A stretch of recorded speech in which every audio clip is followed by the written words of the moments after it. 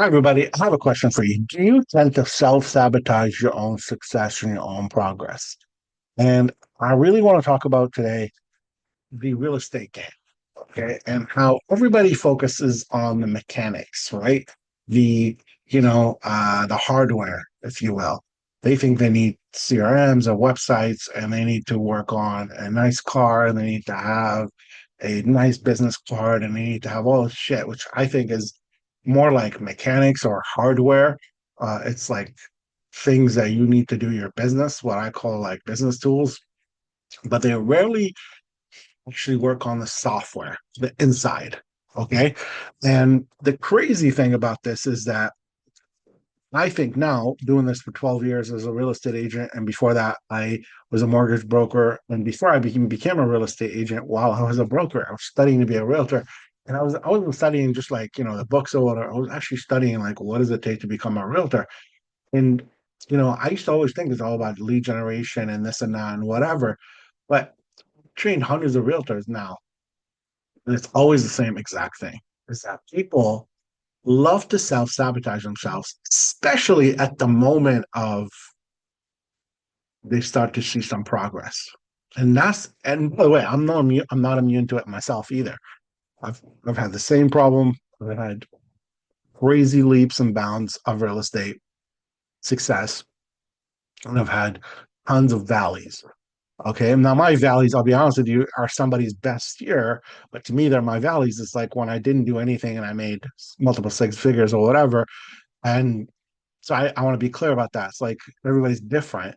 But even now, like I'm working on something right now, and I realize like there's all these forces, all these things that are trying to pull me away from it, and I'm becoming cognizant, and that's why I wanted to verbalize it today.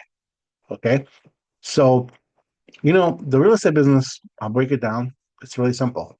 You need leads, you need conversations, you need appointments, you need commitments, and you need to close, and then you need referrals. It's not a crazy business. You don't need to become a rocket scientist. You don't have to be the best looking guy in the world. I've had people with thick accent that barely spoke English, didn't know anybody in my market, whatever, do extremely well and stuff. And so like just to kind of give you an idea, you don't need to be a freaking rocket scientist to know real estate, but there's something in here and something in here that stops us from having what we want. Okay. I'm not here to sabotage, to tell you how you sabotage yourself. I have no idea who you are. I don't know what your problem is. I don't know what you've dealt with. Some people have gone through some tremendous trauma, whether it's abuse, whether it's physical, mental, sexual, whatever you want to call it. They've had, I'm an immigrant. I traveled all over the world to get to this country and have some freedom and some options in my life and not to have oppression, whether it was religious or otherwise. So like we've all been through some crazy stuff, right? The difference is how we react to those crazy things, right?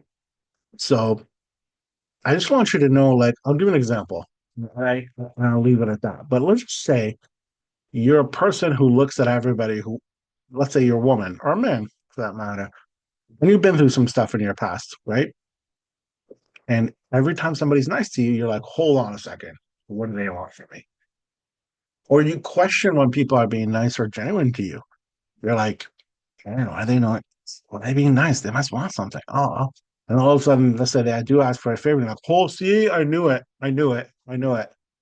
That is a form of sabotage, as opposed to say, you know what, I'm good, thank you, I don't need to do that. You know what, I can't help you with whatever you're trying to do. I can't join your downline, or I can't whatever the fuck. You know what I mean? And that's kind of what I want to share with you guys is work on this, your mindset, not your knowledge, your mindset, and work on this, your heart, what's inside you here. Okay. This is all inspired by recently. I'm a big believer and I'm a big follower of Tony Robbins. And I think we all have problems like with our situation. We have internal dialogue, we have habits, we have character traits that all stop us from being great. We have self-belief, self-talk, all that good stuff. And if you're a real estate agent and you're hitting a wall, I would really focus on that.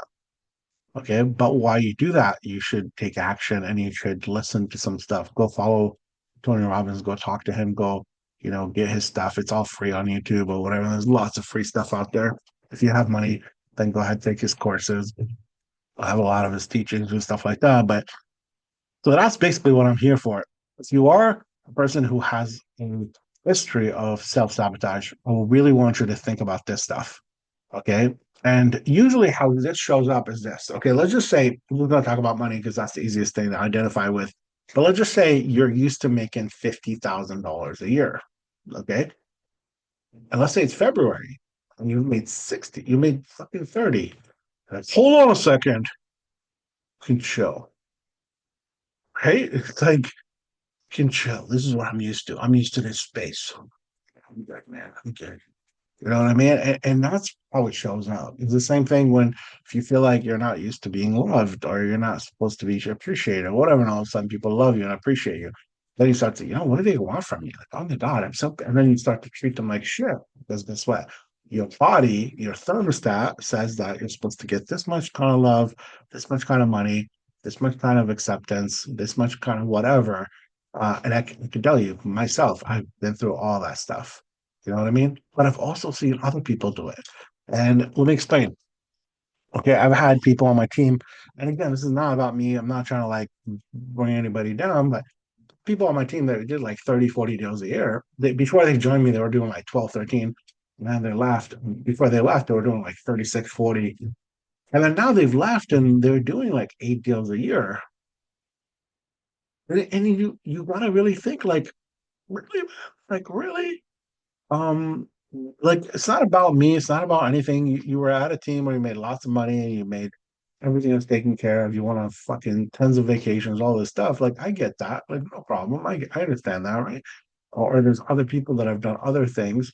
Um, like and I completely understand why people do what they do. Sometimes they leave teams or whatever. I don't like. I'm not trying to hold people down, but like who says people leave teams for different things? They want status, they want significance, they want their own name on a fucking board, they want whatever, and I get that, no problem.